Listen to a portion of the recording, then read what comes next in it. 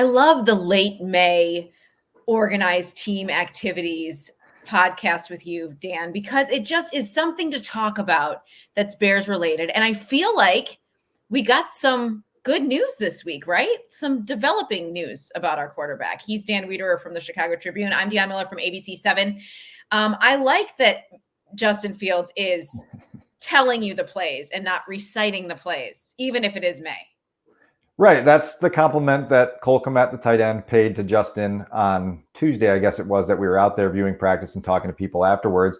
It's the latest in a series of compliments that have been coming from Halas Hall about Justin Fields, which is predictable, right? I mean, this is what happens in the spring. There's no real measuring stick to tell you that the quarterback isn't making the progress that you want him to make, but you're hearing glowing things about Justin at this point. I'm happy that you like these late May OTA recaps, and obviously our audience here joining us like those as well. I think in some ways, as we kind of get ready for takeoff of the 2022 season, this is like standing in the TSA line, right? Like you just have to go through the procedures to get to the point where you get to the gate, to get to the point where you get on the plane, to get to the point where you taxi, and then eventually you're on the runway. And so there's a lot to happen before we finally get this plane in the air.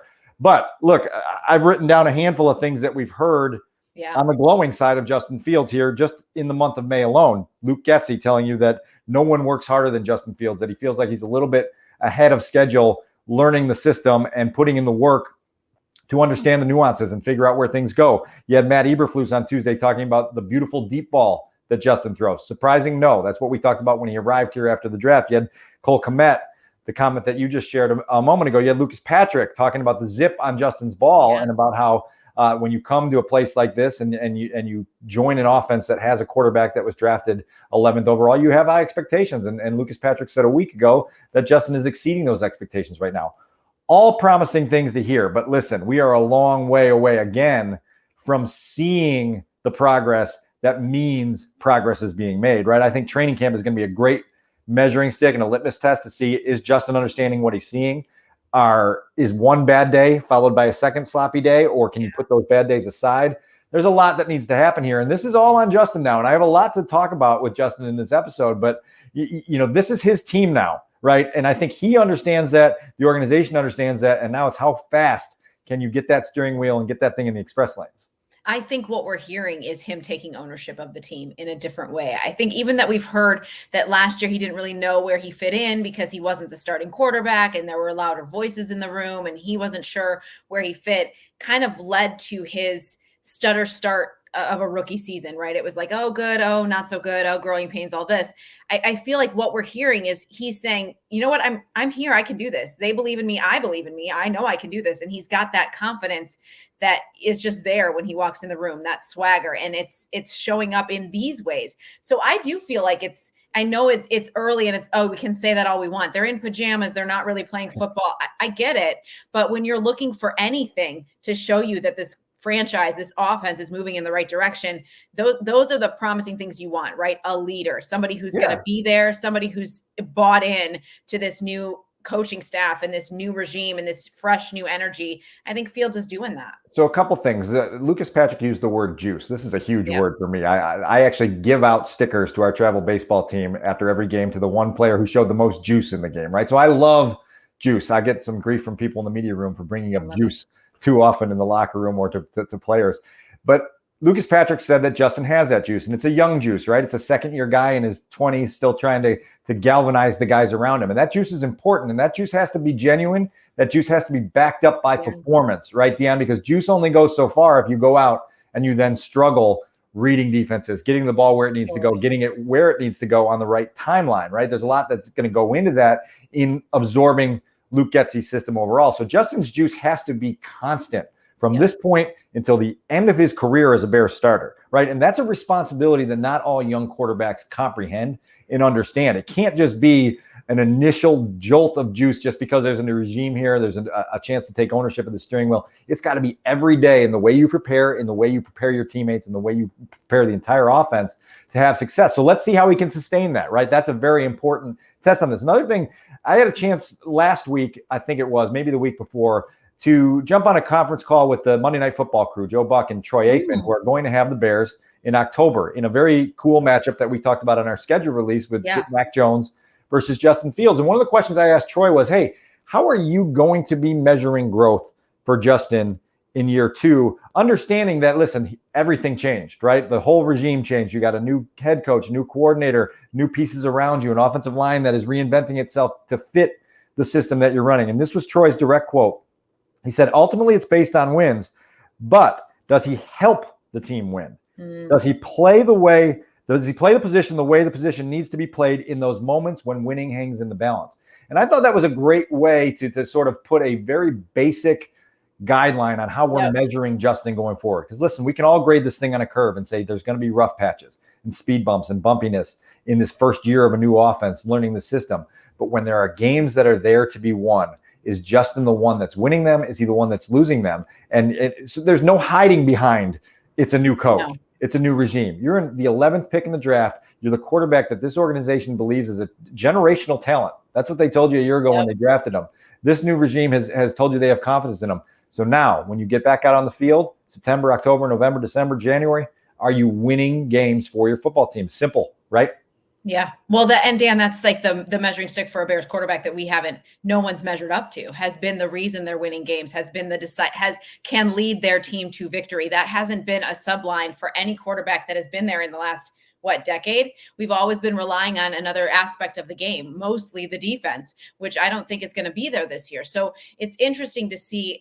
That will be like that one thing we keep coming back to. Is he making a difference? And I think that is how we can measure his progress moving forward. Like, do you see his impact on the game, especially when the decision of the game hangs in the balance? Like, how is he managing that and handling that? I think he is the kind of quarterback that can bring the juice all the time. I truly do. I think that's who he is, and that's his makeup as a player.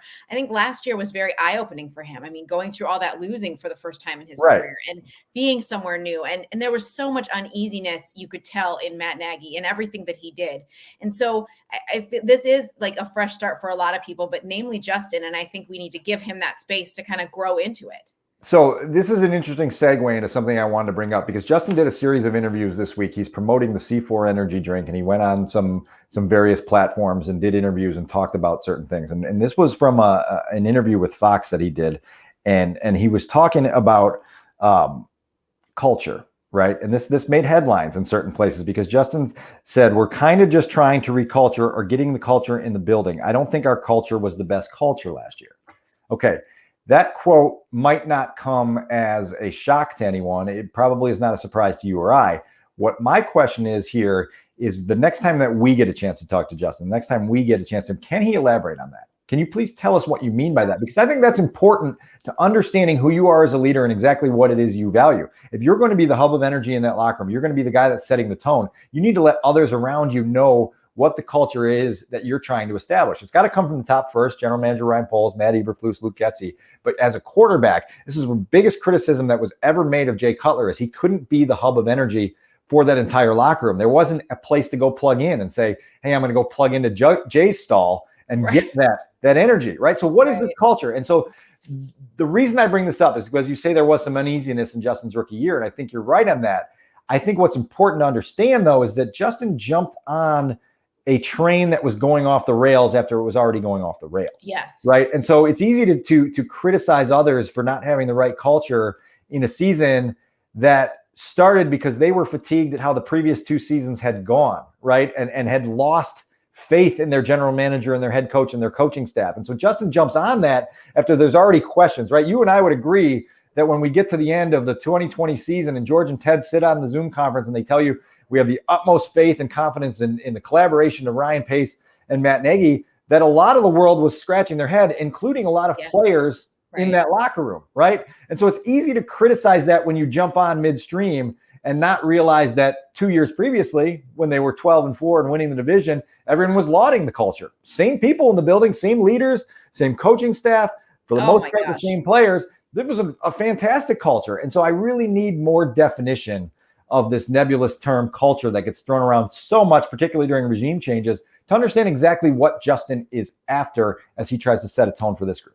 I feel like they said they were the envy of the league because of their culture or something insane. More than once, right? Like, they were, right. Here's what I have to say about that, though. Even coming from Justin's football worldview, right? What has he experienced? Georgia, Ohio State at the Right. highest levels. What were his expectations of what culture would feel like when you're around a franchise that isn't winning? I don't think he knew.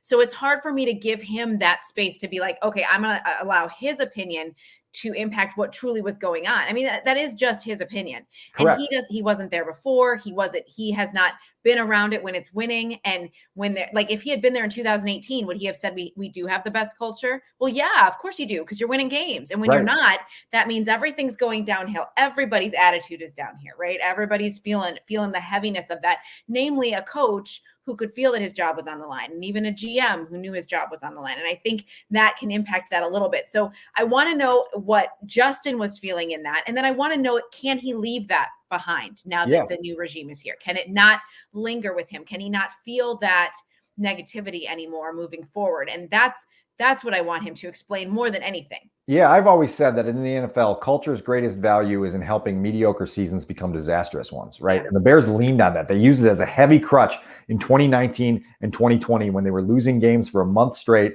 And they said, listen, we still finished 8-8. We still finished 8-8. To some extent last year, finishing 6-11 felt like they kept that crutch stable enough for a while to keep themselves steady. Ultimately, it caved in below them. And so listen, like, culture is something that serves various purposes at various stages of programs. But right now, Justin's got to figure out what that is, and he's got to be the leader of that culture. And you can't just talk about it, right? You've got to back it up. You got to do those things. I think, just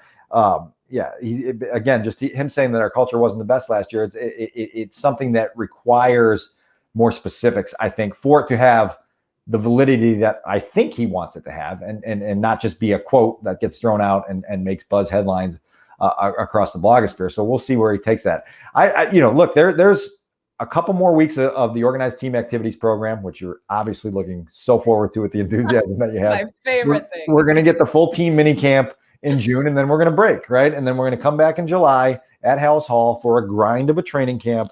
And it's going to be up to the Bears to make sure that they're using every day in a way that gets Justin Fields ready to play successful football when week 1 arrives, because you don't have the luxury of just kind of easing into this thing and going 1-4 and everybody in the outside world going, oh, cool, we're patient.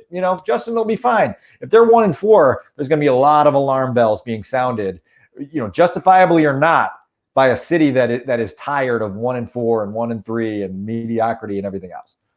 All right. I hate to break it to you. They are going to be 1-4.